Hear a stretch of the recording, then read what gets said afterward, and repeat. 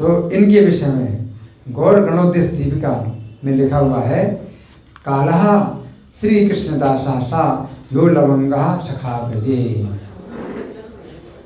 कि जो ब्रज लीला में लवंग सखा है, कृष्ण के 12 जो सखा हैं, 12 गोपाल, जैसे 8 सखियां है ना, राधा और कृष्ण के बीच में 8 सखियां रहती हैं, उसी प्रकार से कृष्ण और बलदेव के साथ में विशेष जो गोप सखा है वो कितने हैं? 12 हैं। तो 12 गोप सखाओं में से एक ये है कौन? लवंग सखा। वही गौरांग लीला में क्या है?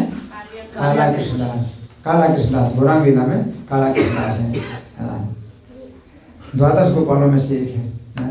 तो ये 12 गोपाल की भी जो है एक सूची है, तो इसको भी आपको मैं बता देता हूँ कि ब्रज लीला में सबसे पहले जो गोप सखा है वो श्रीदामा है, और गौरांग लीला में वो अभिराम गोपाल के नाम से आए। फिर दूसरे सुदामा सखा। ये सुदामा सखा वो द्वारका वाले नहीं हैं, ये ब्रज के जो है गोपाल हैं। तो ये गौरांग लीला में है सुंदरानंद।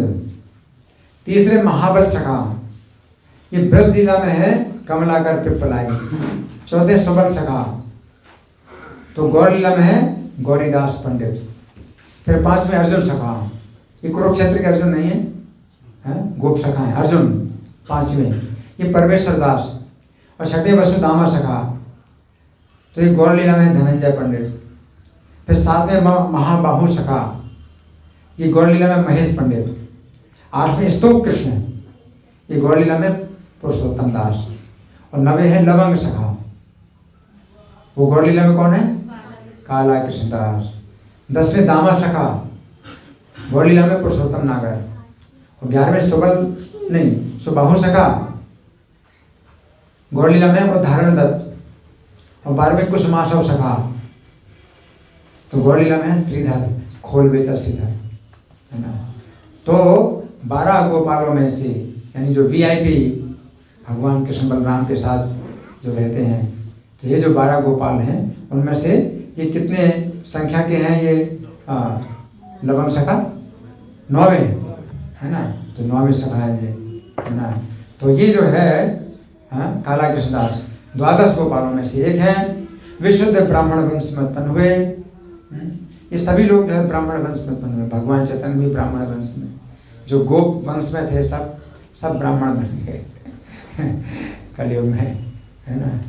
तो ब्राह्मण विशुद्ध ब्राह्मण वंश में उत्पन्न हुए। महाप्रभु जब दक्षिण यात्रा पर गए तो सार्वभौम व नित्यानंद प्रभु ने काला कृष्णदास को सेवक के रूप में महाप्रभु के साथ भेज दिया। तो उस समय क्या था कि चैतन्य महाप्रभु ने सार्वभौम भट्टाचार्य से आज्ञा मांगी कि मुझे जो है दक्षिण भारत की यात्रा करनी है, मुझे आज्ञा दीजिए, दक्षिण भारत की यात्रा करनी है ना। तो सार्वभौम भट्टाचार्य तो बिल्कुल नहीं चाहते थे कि भगवान उनसे दूर जाएं है ना, यार उनकी बहुत इच्छा है। तो सब भक्तों ने सभा की, आप अकेले नहीं जाएंगे, आपकी सेवा में नितिन को बोले मैं चलूँगा है ना, गदाधर पंडित कहते मैं चलूँगा है ना, श्रीवास पंडित मैं चलूँगा, सब कह रहे हैं मैं चलूँगा, आपकी सेवा में चलूँगा। लेकिन भगवान चैतन्य ने सबको जो है मना किया और प्रेम से मना किया, और उनका यही कहना था कि तुम लोग जो है मेरे इस जो कष्टमय जीवन को तुम जो है सहन नहीं कर पाओगे, कि तुम्हारा प्रेम इतना है इस कारण से तुम मेरे साथ चलने के अयोग्य हो, डिस्क्वालीफाइड। तुम्हारा इतना प्रेम है मेरे प्रति तो तुम देख नहीं पाओगे मेरे इस प्रकार के जीवन को, कि कहाँ पर मतलब जमीन में ही मतलब लेट जाएं, कहीं भी लेट जाएं, सड़क में लेट जाएं, कहीं भी लेट जाएं, और जंगल में चल रहे हैं तो नंगे पैर चल रहे हैं, कांटे आटे हैं, सब कुछ हैं। तो सबको मना कर दिया कि कोई जो है मतलब मेरे साथ चलने के योग्य नहीं है, क्योंकि मेरा कठोर जीवन है। और उन्होंने ये सब वैष्णवों को कहा कि जगन्नाथपुरी में मैं रहता हूँ, तो यहाँ पर भी जो है मैं एक सरल जीवन में रहता हूँ, तो इसमें भी तुम लोगों को बड़ी आपत्ति होती है, और तुम चाहते हो कि मुझे ये सुख मिले, मुझे वो सुख मिले, है ना। तो इसमें भी तुम लोग जो है अगर इतने दुखी होते हो तो वहाँ तो फिर तुम्हें कितना दुख नहीं मिलेगा, इसलिए मेरे साथ मत चलो। तो भगवान ने सबको जो है मतलब रिजेक्ट कर दिया, लेकिन प्रेम से रिजेक्ट किया। वो प्रेम उसमें भी प्रेम बढ़ा सबका। लेकिन फिर नित्यानंद प्रभु ने कहा ठीक है, तो आप एक ऐसे व्यक्ति को ले जाइए जिसके अंदर प्रेम नहीं है आपके प्रति। वो योग्य है, क्वालिफिकेशन यही है, जिसके अंदर प्रेम नहीं है वो क्वालिफाइड है चलने की। तो काला कृष्णदास को तैयार किया, ठीक है तुम जाओ, हैं अब आप खाओगे नहीं खाओगे वो चिंता नहीं करेगा आपकी। आपको जो है कितना कष्ट हो रहा है वो चिंता नहीं करेगा, वही आपके साथ चलने लायक है। उससे कुछ भी कष्ट नहीं होगा, आपको जो कुछ भी हो आपके कठोर जीवन में देगा उससे कुछ कष्ट नहीं होगा। तो वही इसको ले जाएगी, भगवान के ठीक है इसी को ले जाते। तो काला कृष्णदास को ले गए। अब क्या हुआ कि दक्षिण यात्रा में गए तो रात में जो है एक स्थान पर वो पाखंडी सन्यासियों का भी आश्रम था। वो भट्टमारी जो है एक सन्यासी का जो है दल था।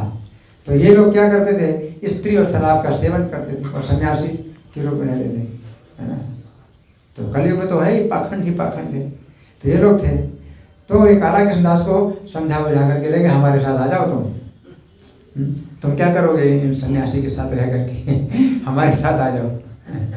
और ये काला कृष्णदास जो है तैयार हो गया, उनके साथ जाके तैयार हो गया है। और महाप्रभु की जब आँख खुली रात में जो है मतलब ले गए थे उसको। और महाप्रभु जब उठे तो देखा कि ये तो कहाँ चला गया, ये कहाँ चला गया। तो एक दूसरी समस्या पैदा हो गई ना, एक दूसरी समस्या पैदा हो गई। कहाँ चला गए, तो गए तो पास वाले आश्रम में गए तो देखा कि ये तो वहाँ पर है। तो भगवान जो है उनसे मतलब वैसे ही थोड़ा मतलब कोमलता से बात करते हैं। कहते हैं भाई देखो तुम लोग तो बहुत से लोग हो और मैं अकेला एक सन्यासी हूँ, तो मेरे साथ में एक जो सेवक था उसको भी आप लोगों ने ले लिया, ये कहाँ का ये तरीका है। तो भगवान ने तो इस तरह से बात पेश की। वो लोग तो थे दुष्ट बदमाश, है ना। ये लोग तो जो है अवैष्णव हैं और बड़े मतलब नीच लोग थे, हैं पाखंडी थे ये लोग। तो इन लोगों ने जो है भगवान चैतन्य की बात को सुन करके जो है अपने हथियार लेके आए हैं। क्या मतलब है, माइट इज राइट, कहते हैं ना, जिसकी रात जिसकी भैंस, है ना। हमारे पास जो हथियार है तुम्हारे पास क्या है, तो इसलिए हम जो कुछ करें वही सीखे, हमारे पास सब हथियार है ना। और भगवान चैतन्य को जो है हथियारों से मारने लगे।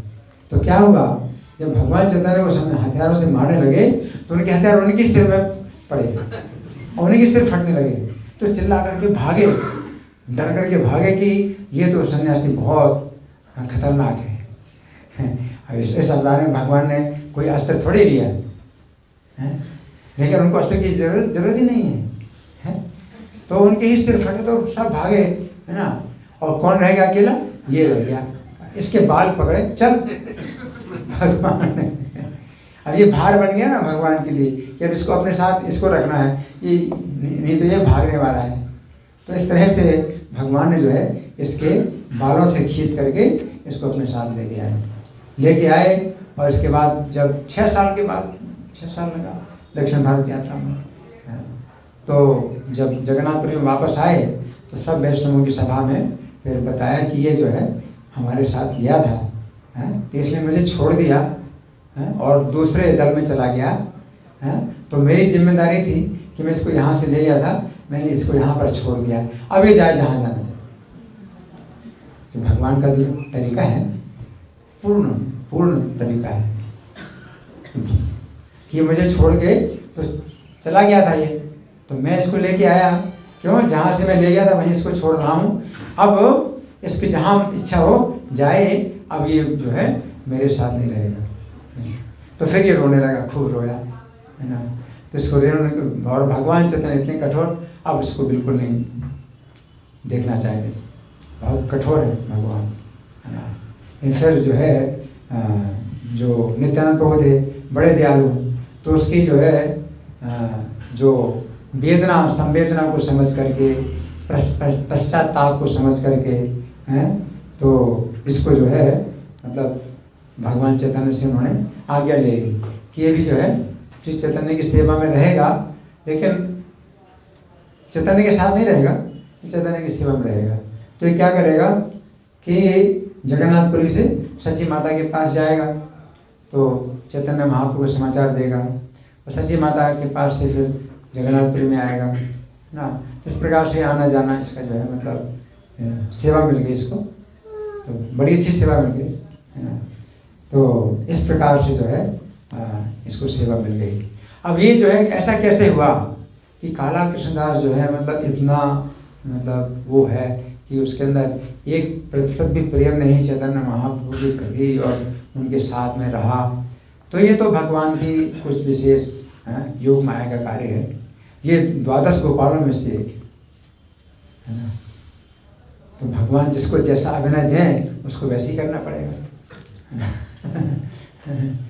तो इस इनके जीवन चरित्र से भगवान ने हमको शिक्षा दी कि माया इतनी प्रबल है कि भगवान के साथ रहते हुए भगवान की पूजा आरती सब करते, दिन रात करते, तो भी माया बहुत प्रबल है, आपको सावधान रहना। एक ही शिक्षा है, लेकिन वास्तव में कुछ है ऐसा है नहीं है कि चैतन्य महाप्रभु जो नित्य संगी हैं, ये कोई ऐसे भौतिक जगत की जीवात्मा थोड़ी है। ये कर्म के बंधन से थोड़ी इस संसार में आए है ना। ये तो भगवान की नित्य संगी है, ये तो केवल एक लीला है भगवान की, तो दिखाने के लिए कि भगवान अपनी ओर से आपको हमेशा छोड़ देते हैं कि आपकी जब इच्छा हो तो माया में जाओ, चले जाओ। जब आपकी इच्छा हो तो मेरी सेवा छोड़ सकते हो, आपके पास पूरा अधिकार है। तो भगवान हमेशा छूट देते हैं। और आपका जो है कार्य है कि हमेशा भगवान से बंधन मांगो कि मुझे आप अपनी सेवा में बांधो। तो हर बार जो है भगवान आपको छूट देते हैं और हर बार अपनी छूट को आप भगवान को समर्पित करें हैं कि मैं वो जो छूट है वो आपको समर्पित करता हूँ। मैं क्या चाहता हूँ, बंधना चाहता हूँ, है ना। तो ये जो है मतलब मांगना है, आपको ही मांगना है। तो भगवान हर समय आपको जो है स्वतंत्र इच्छा प्रदान करते हैं, स्वतंत्र इच्छा। अपनी स्वतंत्र इच्छा आप जो है भगवान को प्रदान करें। तो इस तरह से लेना देना हमेशा चलता रहेगा भगवान के साथ आपका। तो काला कृष्णदास जो है ये एक निमित्त बने हैं भगवान चैतन्य महाप्रभु की शिक्षा के, कि वो जो है हम सब जीवों को ये शिक्षा देते हैं कि उन्हें कोई ज़रूरत नहीं है आपकी, उन्हें आपकी कोई ज़रूरत नहीं है। लेकिन आपको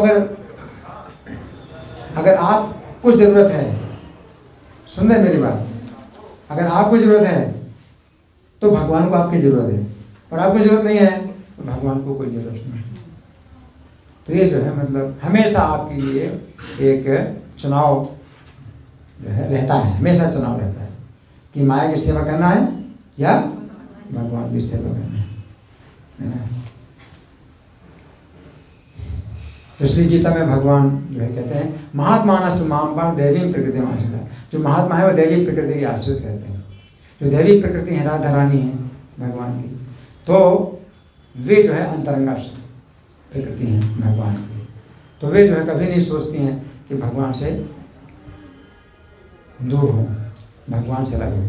चाहे जैसा भी व्यवहार करें भगवान, यथा तथा वागिधातु लग्नो, चाहे जितना अन्याय करें कृष्ण, ये मेरे प्राणनाथ वही, राधा रानी का भाव वही। तो हम दैवी प्रकृति आश्रित रहें, अगर अंतरंगा प्रकृति आश्रित रहें तो हम सुरक्षित रहेंगे। और नहीं तो बहिरंगा जो माया है वो हमको अपनी सेवा में लगा लेगी। तो सेवा तो आपको करना ही है हर हालत में, चाहे कृष्ण की सेवा करें या माया की सेवा करें, और हमेशा आपके पास चुनाव बना रहता है। तो ये जो है मतलब एक शिक्षा है। तो 12 तारीख को उनका तिरुभाव दिवस आएगा, तो उनका तिरुभाव दिवस जो आएगा 12 तारीख को, तो काला कृष्णदास की जय।